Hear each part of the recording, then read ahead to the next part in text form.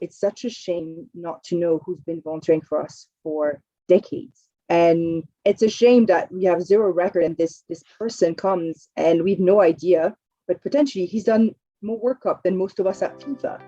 We're just excited to be globalizing our volunteer community through a volunteer management solution that will ensure all volunteers remain connected to FIFA and that they have access to the same level of service no matter where they are in the world.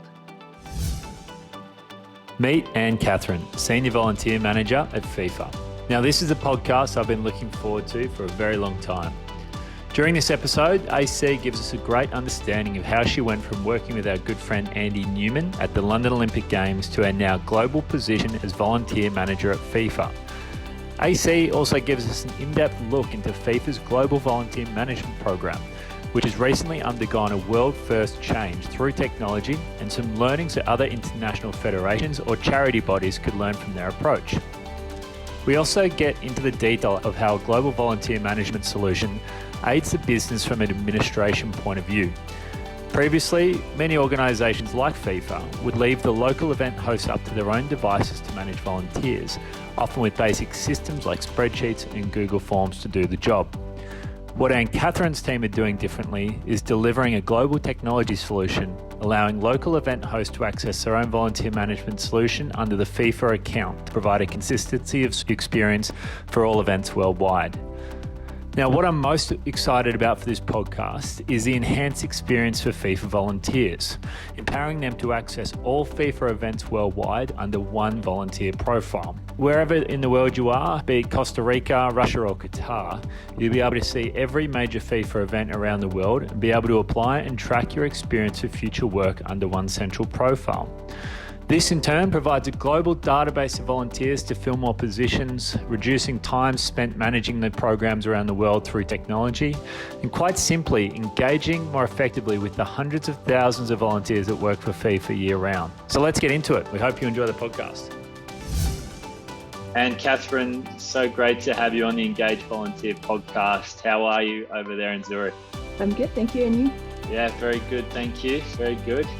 You guys are extremely busy at the moment with lots on your plate. Give us a quick summary of all the events that you're looking after at the moment around the world. Yeah, no, at the moment it's quite a busy time. We're having Russia, so beach soccer World Cup in August. Beach soccer. And going straight into the FIFA Futsal World Cup in Lithuania in September. Then we do have a couple of months before we head to the FIFA Arab Cup for December. So those are the 3 events that are this year. But then next year we already have the under 17, under 20, plus the World Cup. So the World Cup in Qatar is coming up very soon. So it's quite a big chunk of our time. A beast of a schedule you've got ahead of you. And then for people listening, what's your current role there with FIFA and what do you look after? So I'm the senior volunteer manager at FIFA. So I basically look after all the different volunteer programs. So I'm kind of like the top line of the volunteer program, and then each of the events have their own volunteer manager where we work together to make sure we are in line with what FIFA would like to deliver, making sure that we are also looking at the local rules, how volunteers also work locally, etc. So I'm kind of just coordinating all of this and making sure that everyone is using the FIFA volunteer platform, which is managed by Rosterfy. So yeah, that's pretty much a massive coordinating job and making sure that we are always aligned and volunteers having the same volunteer journey throughout all our different events. Consistency of experience for volunteers and therefore events through volunteers. It's an incredible journey that you're going through there in terms of centralizing this globally. It's a world first, in my opinion, and I'm sure you probably share the same. I'm really interested to get into the detail of how that will roll out globally and the challenges and the positives of doing a global centralized volunteer program. But before we dive into it, AC, I'm really keen to get into a bit about yourself and how you got into such a great role that you're playing at the moment in FIFA. So just talk to me a bit about your journey, perhaps from university and how you got to be where you are today. I actually studied communication and marketing at first in France, then moved to London for my master to actually study events, which you could only study events in the UK or the US at the time. That makes me sound super old, but it was the case. So I moved to London and actually stayed there, where I was lucky enough to volunteer for Arsenal first, and then met someone at Arsenal who said, oh, well, I know that you need to do an internship this year. There's this sports event company that is looking for an intern to organize a legacy conference on sports. Would you be interested? To be honest, at that point, I just wanted to find an internship, and I thought that would be really cool to see a conference about mega events and how they actually do things. I met the CEO, the then CEO for London Youth Games, which is one of the biggest events in London. We have 100,000 kids participating, and I started with them what we call the team leader program. So basically, it's 10 team leaders looking after the event, on operation, delivering the event. I was lucky enough that at the event, he offered me to be part of it. I actually did 4 years with them as a team leader. That was probably one of my best experience. I really loved it. What were you doing as a team leader? What was your role? Everything and nothing at the same time. So like basically, you would be a team leader first, managing all the volunteers for that event on what we call qualifier day. And then on finals week, you would have your own assigned teams. So depending on the year, the first year I looked after hospitality and what we call the international athletes program. So basically all the athletes that came on site, I was looking after the schedule, having chaperones with all of them. And then the year after, I also I added media onto it. So I looked after the media team. So yeah, I kind of like jumped from teams to teams. Every single year I did a hospitality team though, which actually got me my first job at London 2012 for the Olympics. So I met Andy Newman basically at that event, and I received like an award I think 6 months later or something like that. And we were at the event and he was like, oh, I'm sorry to say that. Like, I know it's going to sound dodgy, but like, don't we know each other? And I was like, oh yeah, you Andy Newman from London 2012. He was like, okay, how do you know that first? And I was like, well, we met at London. And he's like, oh yeah, you have a really good memory. And I was like, well, kind of my job. I'm hospitality, so I better know who's coming. Wow, skills coming to the fore. And then he actually just say, oh, so what are you doing? We started chatting. At the time, I was temping because I was in between jobs, and I'm kind of someone that cannot stay without doing anything. Sure. So I was just temping in between sending CVs and things. And he said, just send me your CV. Like, we have positions at the moment in the Volunteer Recruitment Center for London 2012, if you're interested. I was like, yeah, let's see. You know how so many people kind of say that to you and then nothing happens. So I was just like, well, let me send the CV. I mean, I'm not losing anything. So whatever. Actually, the next day he called me back at 9 a.m. saying, okay, can you come to an interview tomorrow? Went to the interview, started the next Monday. Are you kidding me? To be honest, it was super quick. And then from then on, I just kind of kept working on volunteer management. I moved back after London 2012 in France to work for the Euro 2016. Okay. Where I was lucky to not just be in one team. I was part of, again, the services team, because that's the team I'm part of now, the services team. And I was kind of looking after team services. And I actually was lucky that my manager gave me projects in all of those teams. So I ended up right before Euro going across the whole of France, training volunteers across the different cities. Stayed-in volunteers at Euros, Yeah. And then from after Euro, I went back to freelancing, because in between all of that, I did freelancing and stuff. Freelancing what? Freelancing volunteer management, or freelancing like event production and broad skills? I did a mix. So I freelance in different things. So I did volunteer management as a freelancer. So I did like athletics for that, so fencing, and then also for like hospitality again, VIP management, because that's what I ended up being at for Euro. I was a VIP for the actual operation part of Euro. I was the VIP venue manager for Bordeaux, where I had about 30 volunteers that I looked after. And then I actually got my job at FIFA, but not in volunteer management first. I actually was guest operation for 3.5 years before I moved into the volunteer position. So when I did that first, I was, especially for the World Cup and all the Russia events, I was looking after the volunteers and training them, etc. And I've never gone like far from volunteer management. Every year what is it volunteer. Because you did the games in London and then Euros, you stayed in volunteers. As someone of your skill and sort of your attitude, I'm sure would have been attractive to other areas, and you could have got into other spaces. What is it that's kept you in volunteers? I guess the volunteers themselves. I mean, Sure. like what you gain from them, to be honest, for me, I started as a volunteer. I started my career in sport as a volunteer, and I don't think I would be here if I hadn't started that way. And I think that what you gain from volunteers and what you can give to the volunteers is insane. Like there's so many things that you can do.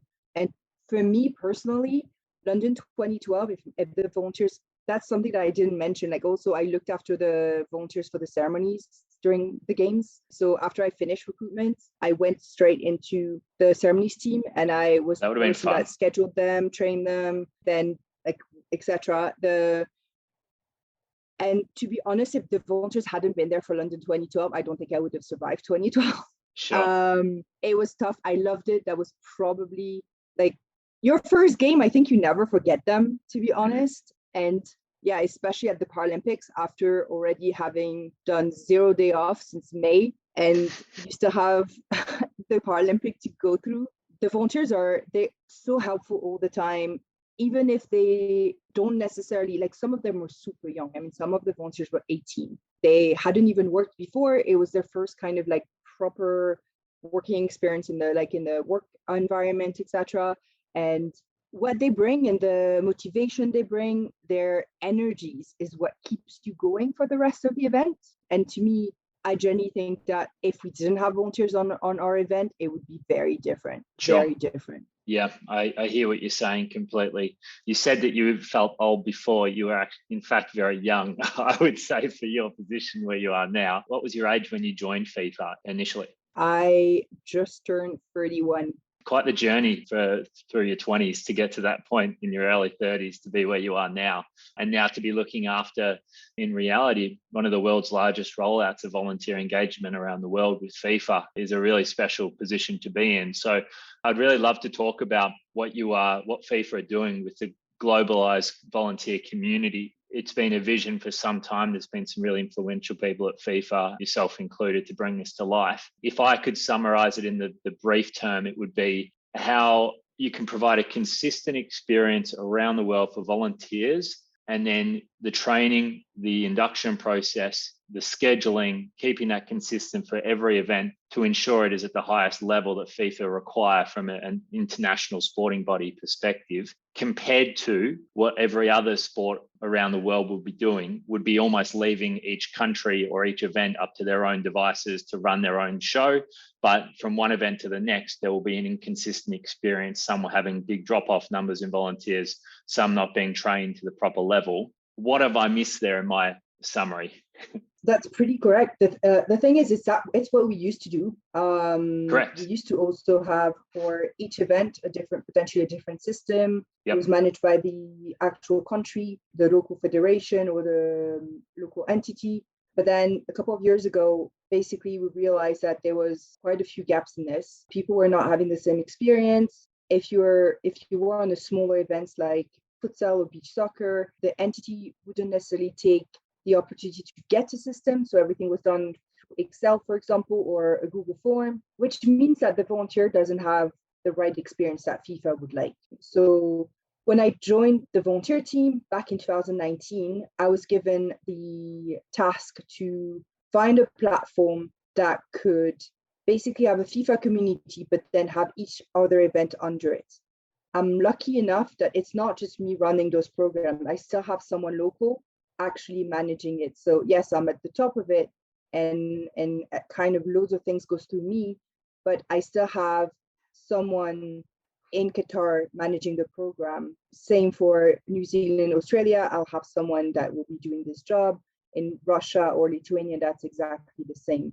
So basically back in 2019, we went on for an RFP and tried to look for the right fit and the right supplier for us to make sure that we could create this community and those events under it, making sure that, first of all, we were coming to all the local entity with a plan and telling them, here's the platform that you're going to use, here's the training, here's what the platform can do, here's all the FIFA processes. So a volunteer comes in, registered into the community, they can have access to all the FIFA events. Also because we've realized that we've come back to countries where all of a sudden we no longer have a database. Sure. Big which is problem. a shame. Like you're starting from scratch again. It's 6 months, 8 months of recruitment that doesn't need to happen. Exactly. And for example, this is already happening for India. We also have quite a lot of volunteers that travel the world. And it's always one of the issues that we faced is people not knowing where to apply. So you would need to really sometimes dig for the information.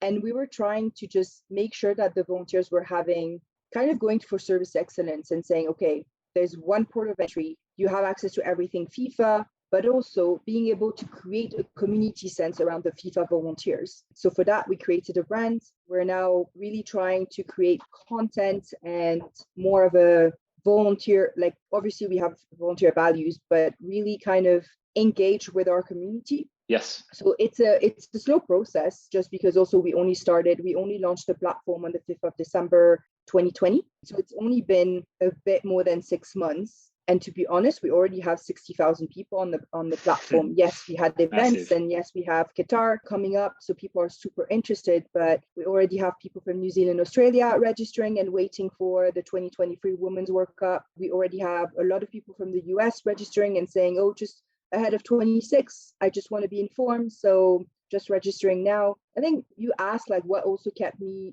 staying with volunteer management. Just going through the volunteer inbox just is always so much fun because people who you have never met is already asking, what can I do to help for 26 or 23? This is what I do normally, but I would love to be a volunteer and showcase my city, showcase my country. People are super proud of volunteering for their own Big country. time. And it's super important. One thing that we're also trying with the platform is Men or Women World Cup senior competition. I mean, there's not just one event. So it's not just the men's World Cup and then that's it. You have qualifiers, you have the final draw, you have the test event. And the idea is that those people who register once and wants to be a volunteer in Qatar could participate in all of them and they don't have to re-register every single time. And be a new person.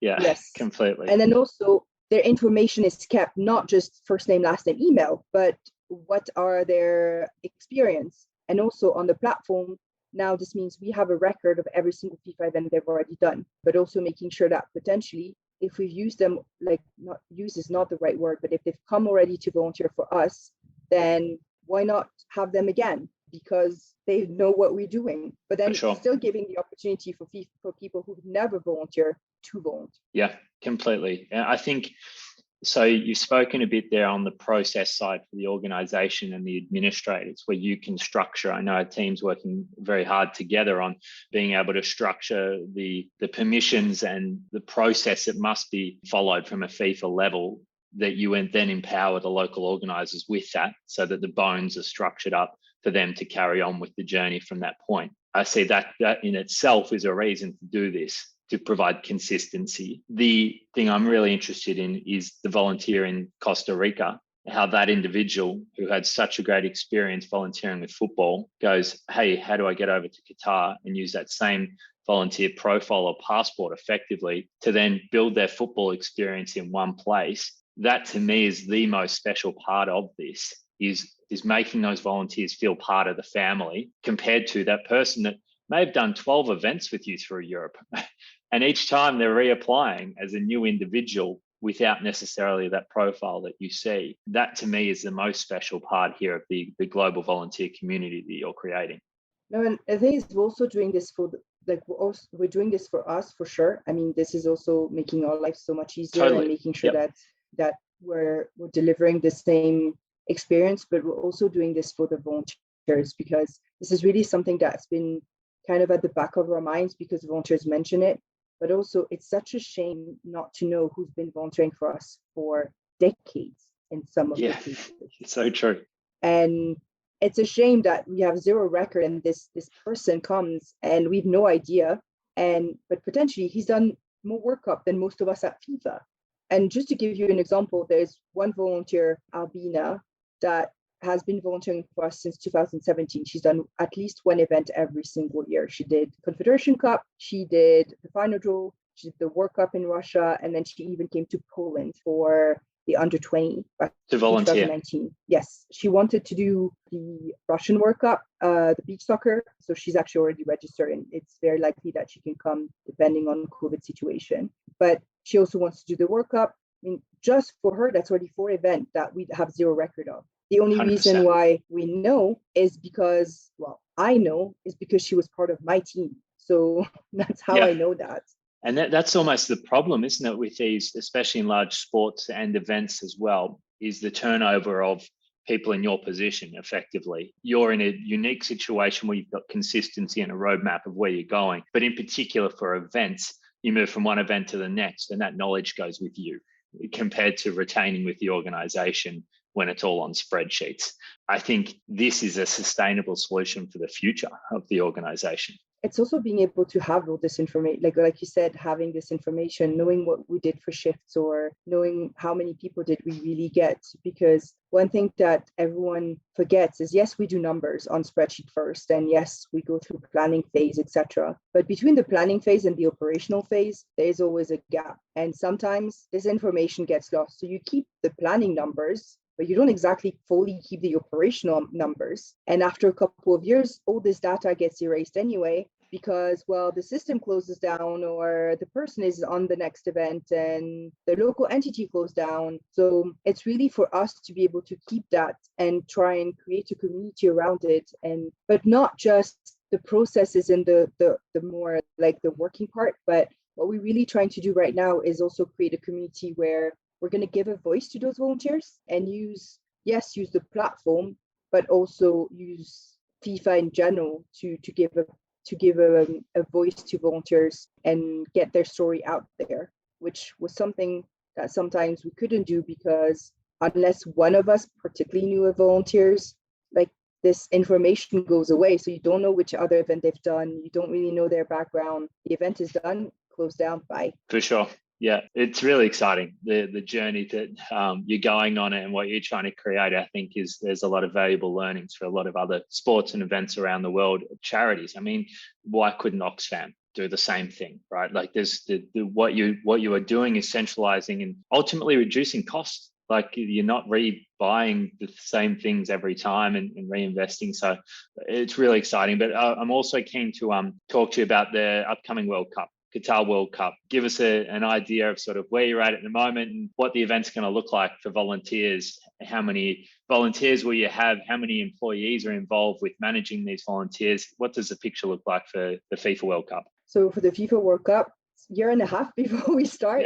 So huge. We have actually a test event, which is the Arab Cup this year. So this will take place November, December. We'll have about a bit less than 8,000 volunteers with this one. And then for the World Cup, it will be between 15,000 to 20,000 volunteers. The difference between any other World Cup is that we are what we call the host city volunteers, and the FIFA volunteers will be a one group. So they all will be managed by a joint team, all going through the same journey with the FIFA platform. That's a massive change from a normal FIFA event. The reason being also it's one city compared to Russia or next to US or New Zealand and Australia, which will be across 16 to 10 cities, depending on the actual World Cup. The idea for that is also for Qatar having about 25% of international volunteers, so giving them the opportunity to come to Qatar and experience Qatar. It's still a work in progress of how we're doing this because unfortunately COVID happened and it's a bit more complicated to get international people anywhere at this moment. Sure. But hopefully by next year, this will be a bit clearer. Yep. But we're using Rosterfy, and the good thing also about using the same system is that the team has been using it since Club World Cup, which we delivered early this year. Yes. So by the time we get to World Cup, it's not the first time you're using the system and kind of still trying to work through it. You've already used it so many times and for so many events because we've used it for Club World Cup. We're currently having qualifiers, so they're also using it for qualifiers. We will have the final draw. We will have our cup. So that's a lot of different events we're already using it for. So by World Cup, they're fully savvy within the platform. And I would say that Qatar is probably one of the more complex recruitment system that we've done, like not system, but processes in terms of how do we allocate people everywhere. Because within Rosterfy, as you know, there's so many automation that you can create. There's so many groups that you can create, which can then be allocated to roles, role offers, etc. And basically, Qatar has really tried to create a recruitment principle where everyone has a chance. So it's not just you're giving your details and that's it. You're also giving a statement about yourself. So choosing which statement corresponds to you the best, and that will allocate you to a certain group or etc. So we're really trying to kind of also go away from the always using the same volunteers, but giving new volunteers the opportunity to be on site and experience a World Cup and experience a FIFA event. What have you learned from that? Because I've noticed the guys doing that. What have you learned from that from probably previous experiences you've had with volunteer? Because volunteer management can at times just be like, we need 1,500 people. That's 1,500 lines in a spreadsheet. We'll just fill it. Compared to without much consideration as to those individuals that fill those roles and why they're motivated individually to get involved with the event. I guess you've probably seen both sides. What have you learned from this experience with Qatar, where they're really sort of factoring in the volunteers' motivations into their applications? It's a bit different with Qatar because the dropout rate is still high because of the nature of the country and etc. But you do realize that people are more engaged and people are actually quite happy to give more information about themselves than just saying, I'm 26, I'm an engineer. So people are finding the actual recruitment a bit more consistent. We haven't tried this method yet for the smaller events, just because first of all, we need a lot less people. And second, because we're in the middle of a pandemic and it's really hard to find volunteers in some countries. Yes, correct. So we're also not trying to phase out everyone that might not want to take the time, because that doesn't mean they're going to be bad volunteers. It also is a shift from how we used to do volunteer recruitment and just giving plain details to now giving more, I guess, personal details, in the sense of you're giving the recruitment team a sense of who you are versus just your CV kind of thing. Yeah, it's a really interesting one, isn't it? And I think the balance is the time that goes into reviewing that work to then filling rosters effectively, which is the objective of a volunteer management team. And that the fine balance in between is making sure that the volunteers' motivation is considered in between that. And I think too often in volunteer management, we're swayed the other way, where it's just about filling shifts, quite simply. And you're trying to find that balance at the moment in a country, firstly, that is not known for volunteering, right? It's a challenging place that you're going to for that. And that's why it's a big journey for you guys ahead. So for Qatar, what are the numbers you're looking at for a volunteer program, time span, how many people are employed? What does it look like as a full program? At the moment, we have about a bit less than 10 people within the team, but the team is going to grow, where we have the recruitment team, we have the team that is more in charge of the setup, contact center, and then another part of the team is more looking into like what we would call more the strategy. So for example, making sure that we have the accreditation rights, making sure that all the information about partnership is correct, etc., etc. So it is like, it's still never enough, to be honest. In events, I think we still haven't found the balance of how do we have enough people and how do we not dilute the information enough either. But in the longer run, then we'll have people on venue. So it is like the team leaders, like you played in London, those types of people who are responsible for overseeing volunteers and at their venue, these sorts of things. Correct. Yeah. And then obviously we'll then go into training closer to the time. But the idea is to launch the recruitment program for the World Cup by the end of this year. We're working on the promotion and how are we going to do this soon. And then basically starting to interview early next year and start allocating roles mid next year. Because the thing is, compared to a normal World Cup, it is in November, December. And we don't want people, the idea also of having this platform is cutting down the recruitment time, because you already have a lot of people interested within the platform. So yes, you still need promotion and you still want people that aren't in the platform to have this opportunity. But because we're consistently having the same processes, making sure that we're cutting down time between recruitment and role offer, which is also where you lose so many people. Sure. Because who knows what they're doing 2 years before an event? Like, for sure. no one. Yep. So are you actively reducing that time from recruitment through to scheduling in a way? Like if you're launching later this year, would that have traditionally in the past been perhaps 2 years out? Is that what you're saying? Yes. Yeah, we like most of the time it's been about 2 years out. Interesting. Kind of like the Olympics or a bit less than that, but generally it's a year and a half max that we start launching. And now you're going, what, 12 months? Under 12 months? We're not 100% sure yet when the date of launch is going to be, just because there's so many variables. So we're hoping to be able to confirm that by the end of the summer. But potentially is cutting it down and actually just a year or a bit under a year. But we're really looking at making sure that once you register, it's easier for you to kind of have a vision of where you could be. I mean, volunteers actually will anyway, even if it's 2 years in advance, they will apply. If like, especially like you can see, like London was 270,000 people who applied, and that was 2 years in advance. But like I think for Beijing, they're already at 300,000 people who are interested to do the Winter Olympics, even though it's only 20,000 people for Winter Games. So that's going to be a lot of people that are not necessarily going to be able to volunteer.